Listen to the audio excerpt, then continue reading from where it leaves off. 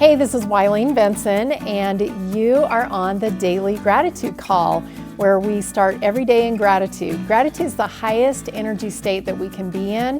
It creates a frequency of positive vibration that attracts positive experiences into our lives.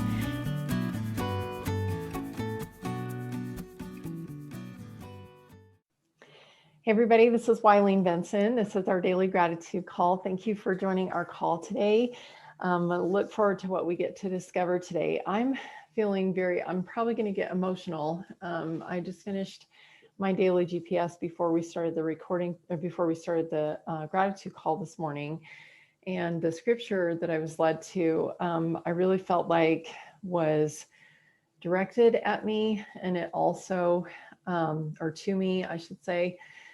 And I also was just super, super grateful for prophets of old that have stepped up when they had other things to do. You know, I think about Peter when he was a fisherman and Jesus said, "Come follow me." And he left his nets and followed Jesus. And the scripture that I was led to this morning in my daily GPS was Amos 7. I wrote 6 in the chat, but it's 7.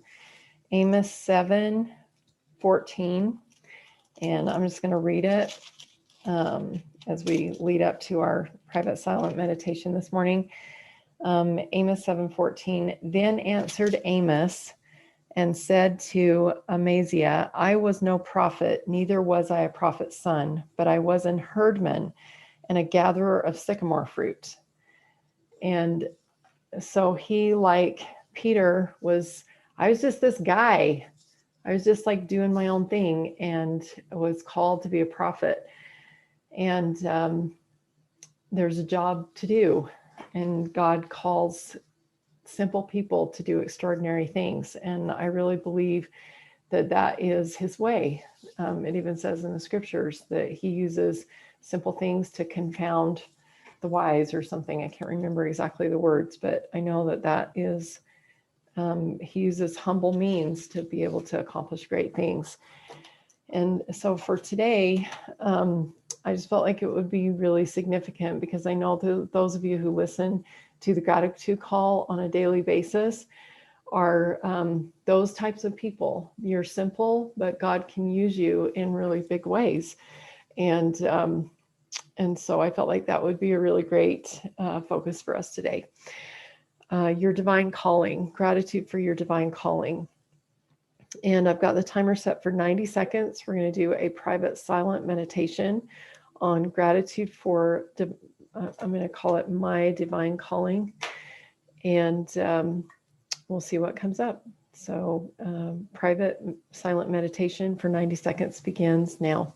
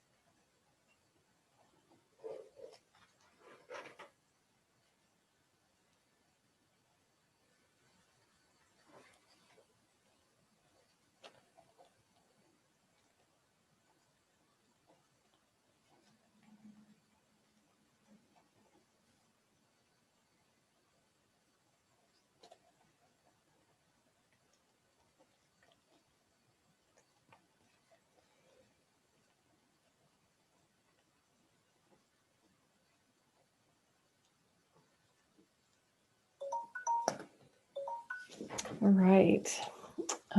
In my journey over the past 8 years, most of you know, I had a heart attack about 8 years ago. And after that, I really started doing some soul searching, because this heart attack was caused from me living a half life. My heart, half of my heart just shut down. I was living a half-hearted life. There was no purpose in it. And I may have had a divine calling, but if I did, I didn't know what it was, and I had not received it. I had not accepted it. And I remember in those beginning days of doing my daily GPS, because I started doing my daily GPS right after that, and probably a month after the heart attack. And I've been doing it ever since. And I remember, and I talk about this in my book, The Seven Gateways, that I saw myself as a leader and a guide for people. And I dropped to my knees because I did not see that I was capable or enough to be able to do that. And my prayer was just, make me enough. God, please make me enough. Make me equal to that task. And I have been enough all of this time. I am enough with God guiding me and with Christ beside me, creating with me and making me enough.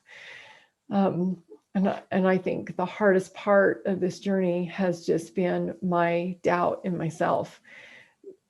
I've always been enough. And if I hadn't doubted it ever, then it would have been a really easy, simple journey. But that's the part that really came to me today, was that the hardest part, the part that was the most like struggle or stressful, was me not admitting that I am enough. And so I am just claiming that right now, that not even a new belief, but just claiming it as my own, that I am enough with God beside me. Laura.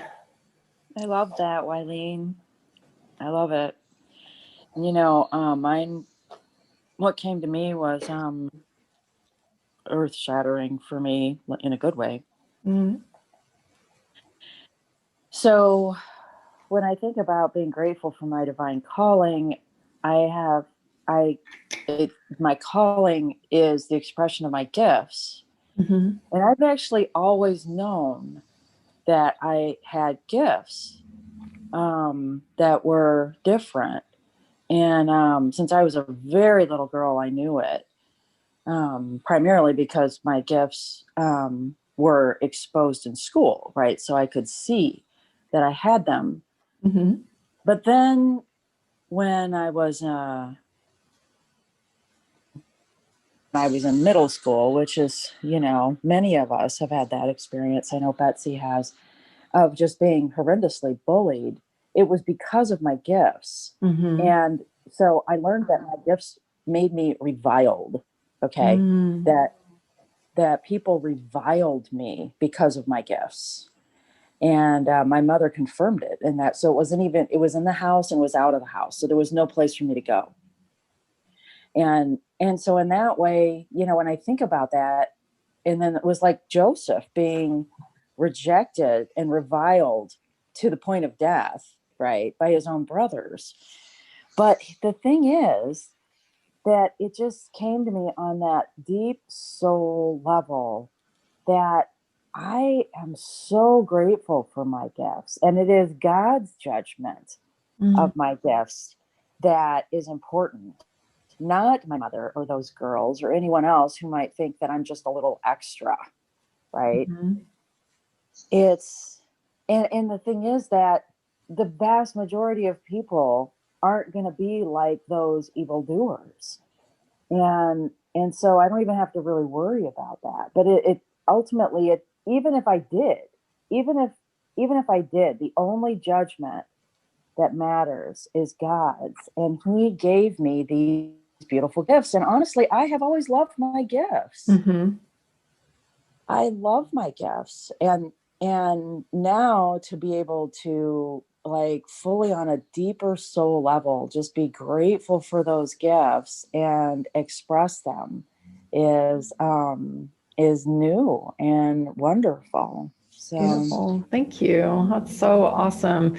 and now being in a place where you are free to express those gifts. And, I feel like it must be the path of those who God has called, because, you look throughout history and I would say there's probably not one person who he has called to do great things that has not received some sort of resistance, along their way from Right. other people and And it's so reviling. important to defeat the sin nature, in a sense, right? To eliminate the pride that could come with gifts like that. Um, and I can, I mean, it's not there, like, it's kind of like, I heard a story, a pastor said that, being in the way, living in the way of Jesus, right?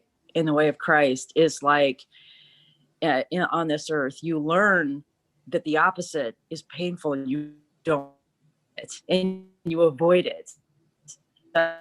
So, in the example he used is that his child once had been fooling around in the car and touched the red inside of the cigarette lighter. Okay.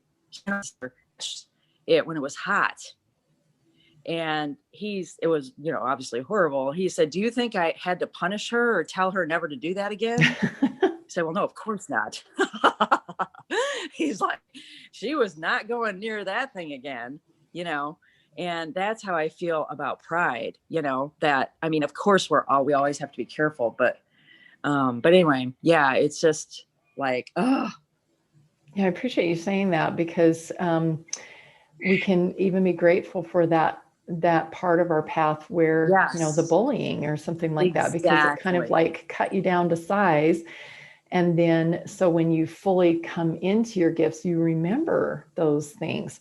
And I know that in my book, The Seven Gateways, after the gateway of obedience comes the gateway of humility, because when you fully embrace obedience and take action when you are called, then there would be a tendency, and I've seen people who take on pride at that point, because God can work through you. Everything, like miracles start happening, everything's laid at your feet.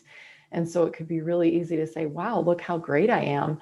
But if we've had those experiences, we remember where we came from. And it's like, no. Right. No. Well, yeah. And whose we are and who's really there for us. Right. Exactly. So our focus is entirely on him, and it's because rather than on the world. Yes. Exactly. Yes. Awesome. Tammy says, I think those experiences also help us learn our total dependence on God. Right. Which is what I was just implying as well. Yeah. It's, and looking to God to know and understand our identity, rather than looking to others to learn our identity. And talking about gifts, is Tammy gifted with words or what? Oh yeah, for sure. I know. Beautiful, Tammy. Yeah, copy and paste that, Tammy, like we said before. We said that before. Awesome. Well, I know we have some other people that want to share. Colleen? I was just going to say, if you have desires for the work, you are called. Yes. How it says that in the scriptures, but it does take a certain humility. It does say, I know that I'm imperfect. I'm ready to be called. I'm ready to change what's inside of me. And that's more important to me than being right or being this person's person or anything like that. It's just put me where I can do the most work. I'm ready to learn. I'm ready to be a witness of God and to stand up and be powerful with my words. Beautiful. Yes. Back down when somebody comes up and slaps me across the head. I don't care what God thinks. I don't care what I think. I want to be his servant. I want to be his spokesperson. If he calls me to do whatever, I don't care what it is. I'm on his team. I love it. And I think sometimes, because we do read about the path of the prophets, that we're like, oh, if I'm called to be, if I'm called of God, then it's going to be hard. But it's not. This is what I have learned is that, yes, there are steps that you take that help you learn and grow and everything. But nothing is a challenge to God. And so, everything that we do is just a step in our progression. And what I have found is as we follow our inspired shortcuts every day, the path is so easy.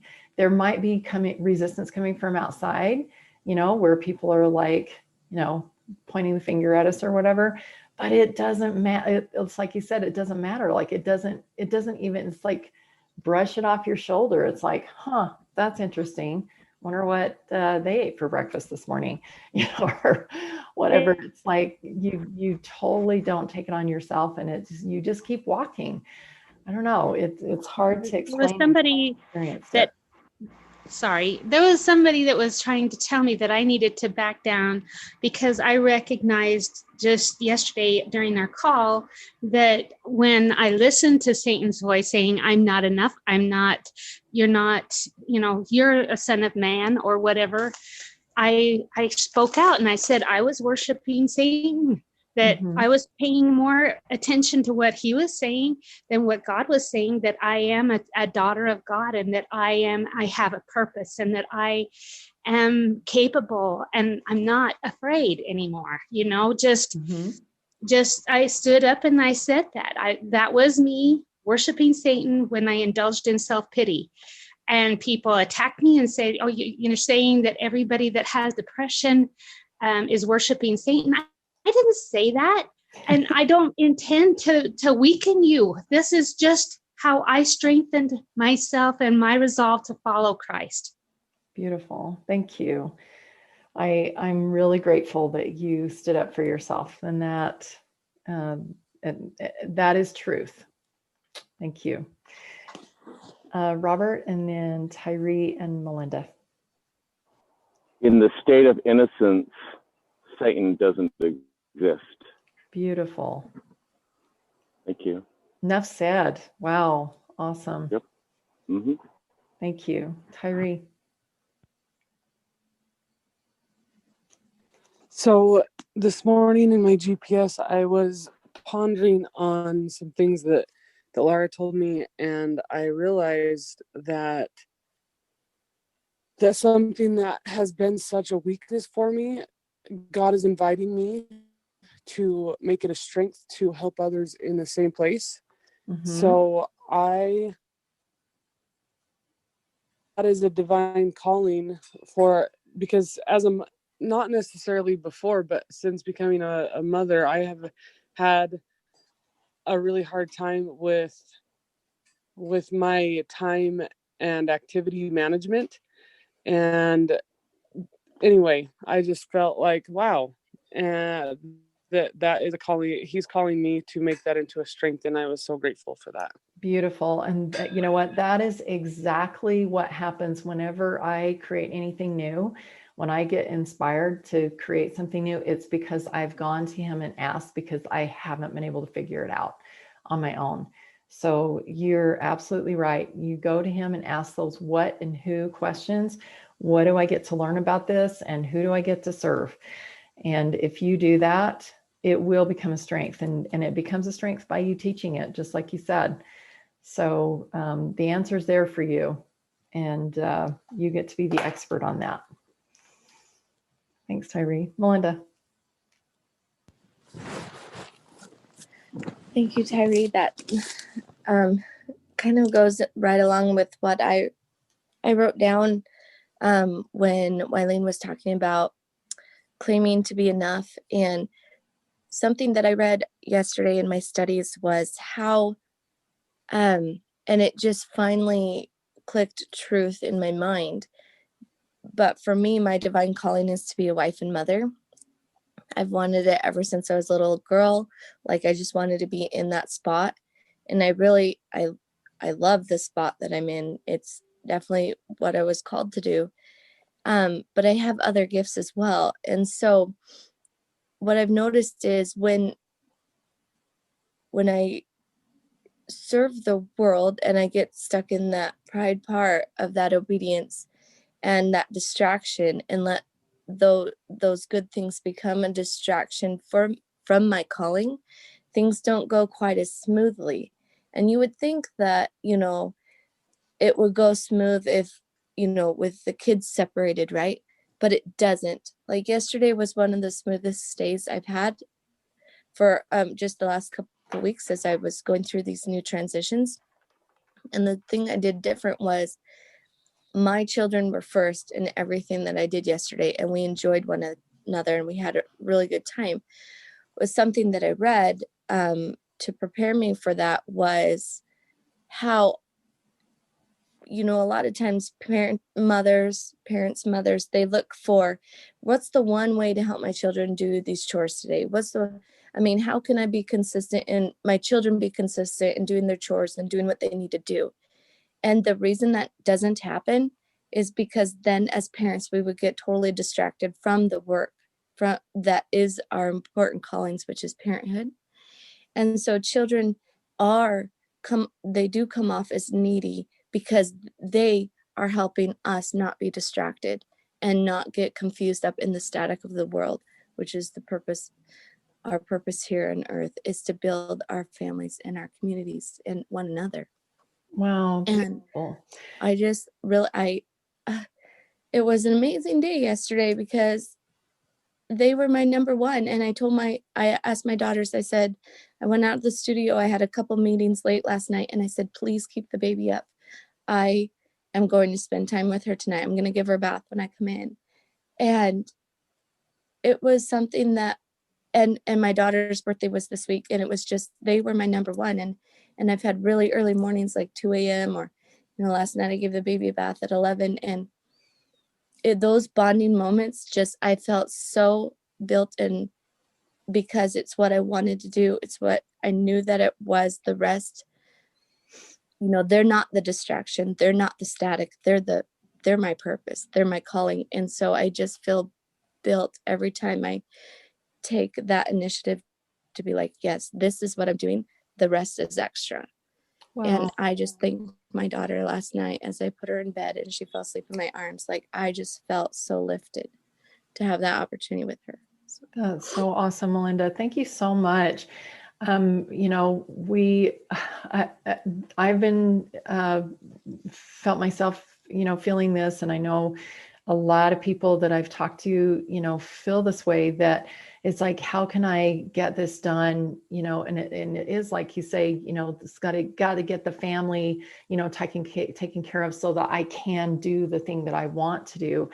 And something that you said just really stood out to me about how needy our children are. And they're like, mom, mom, mom, mom, mom, and clamoring on us and tugging on our clothes and everything.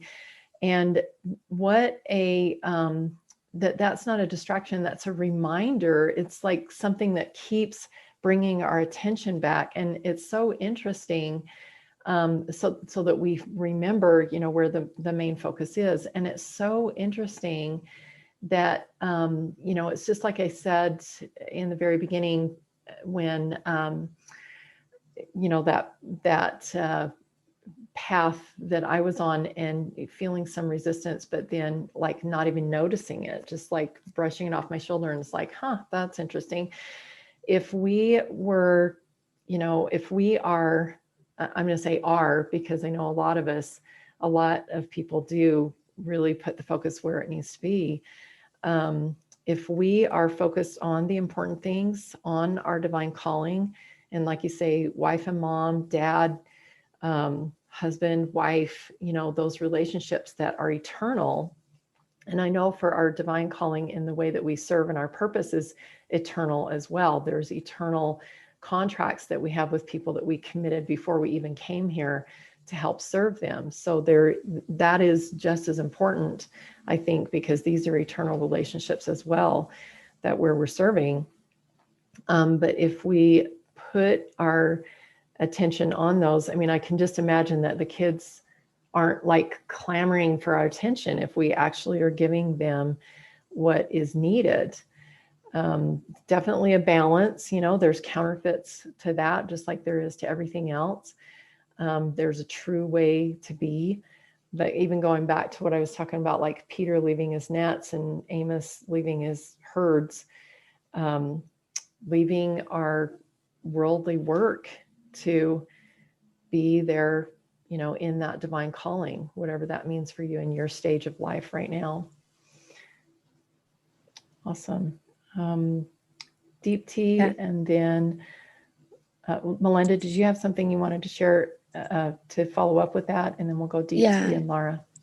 Just real quick, I was just going to say, what I was seeing yesterday is that my children are my ministers to remind me to help keep my vision clear.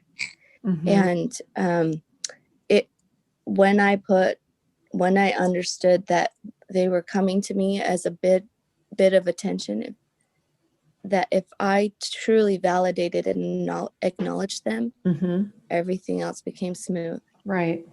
Exactly. Thank you. Thanks for that follow up. Deep tea and then Laura.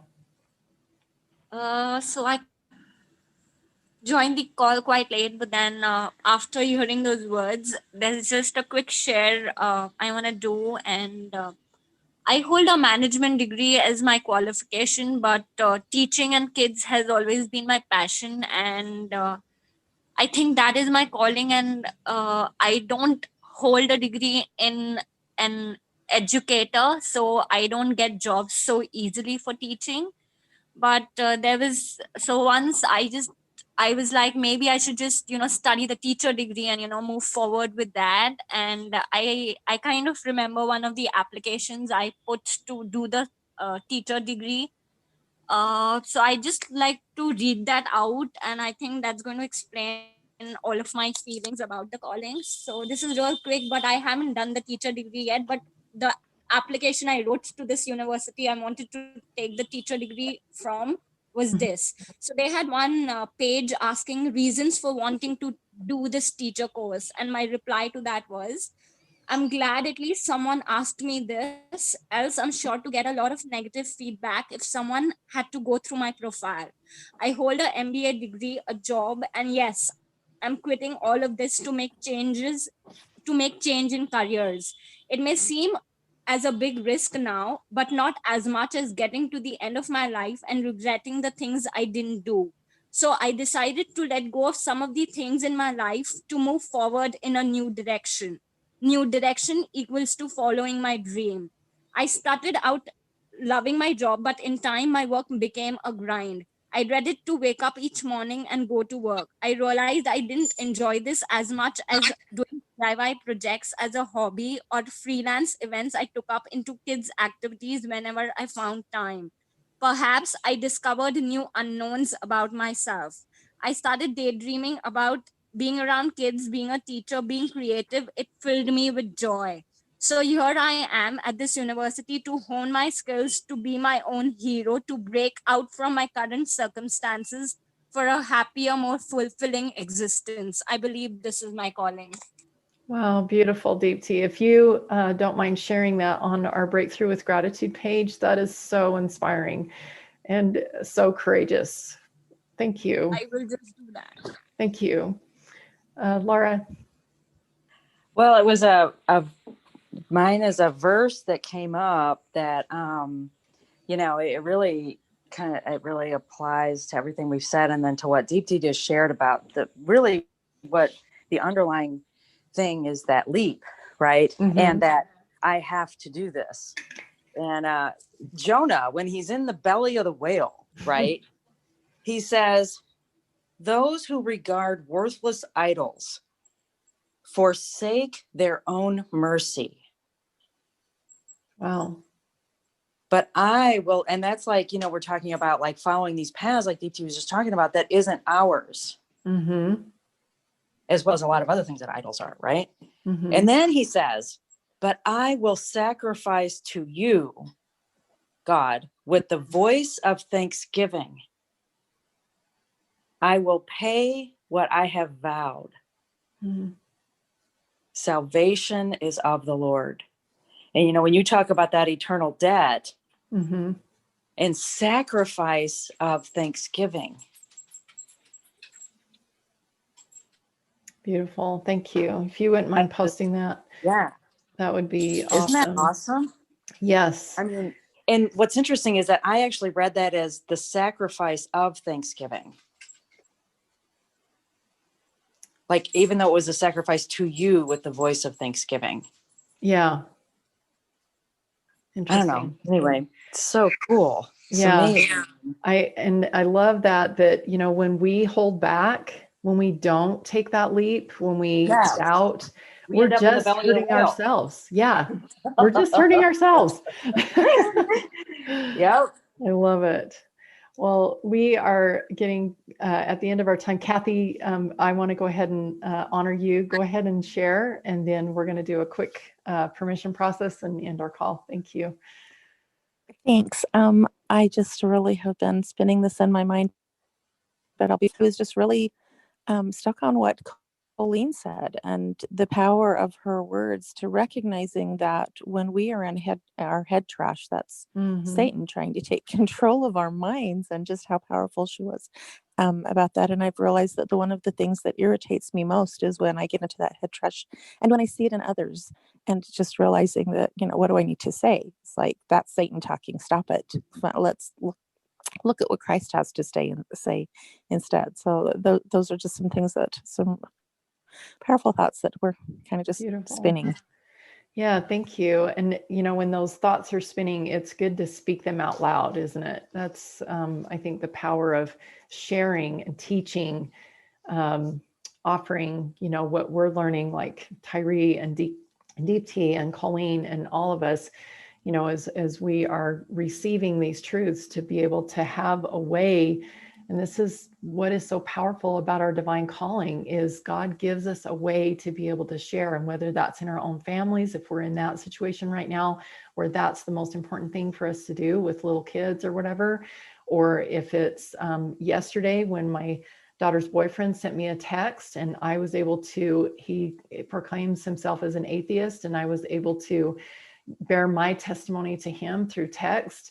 Whatever your divine calling is, or if it's with a client, wherever you are in the moment when you are called to speak, for you to stand firm and tall and confident before God and man, and speak that truth that you're receiving from him.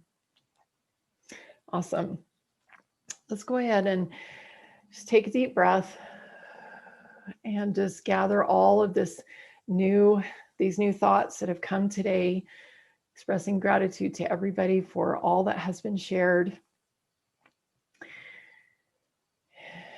And going within yourself and recognizing your divine calling, and recognizing yourself as enough, that just simply because you choose to be a servant of God and to speak his truth, just because you choose it, you are called. And whatever capacity right now is coming to you as the way that he would use you, embrace it, and just know that you are enough. And if there are any limiting beliefs left, because I feel like we've created some really powerful space here where there's no way that any limiting belief would even have a chance at survival. But if there is anything left, recognize those limiting beliefs, examine the cost, and then immediately just give yourself permission to let those limiting beliefs go and to step into some new beliefs. Just write down some new beliefs that will take over the space that those limiting beliefs held. And then ask the question, what is the one most important thing that I can do today to live in my divine calling? What is the one most important thing that I can do today to give me evidence that I am enough to fulfill my divine calling? And just be present with God for this last few moments and listen for any additional instruction of what to do, where to go, who to serve, and trust that he will be there and give you the exact words, will provide the resources, will give you everything that you need, just like the prophets of old that There will be food and raiment and everything, words. You don't need a script. You don't need money. You don't need anything. All you need is just the desire to serve, and he will provide everything else. And I feel like I want to say, in the name of Jesus Christ, amen, right now.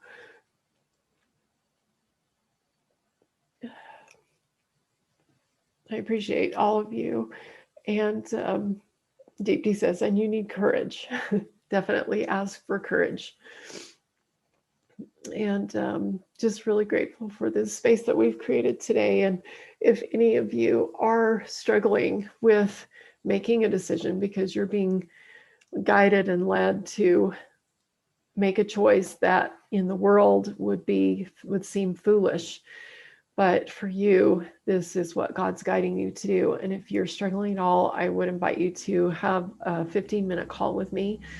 And all you have to do is just go to askwylene.com. And that will take you directly to my calendar, and you can schedule a 15-minute mentoring session. And I know that we will be able to find some amazing answers to whatever it is. Deepti says, amen to all beautiful souls on this call. I am so grateful to have found this community. Thank you all. And we won't be here tomorrow, Saturday and Sunday. And so I encourage you to continue your gratitude practice, continue your daily GPS. And it's like Deepti does, raise your hand. And so Deepti, I'll let you go ahead and share something really quick before we end. I just wanted to really thank you, Wileen, because you don't know the work you're doing for all of us, and you're just an amazing soul. I really want to take this opportunity to thank you. Thank you. Thank you. I received that. Kathy says in the chat, he calls most people to lead simple lives of service. Absolutely true. Oh, well, I love you guys.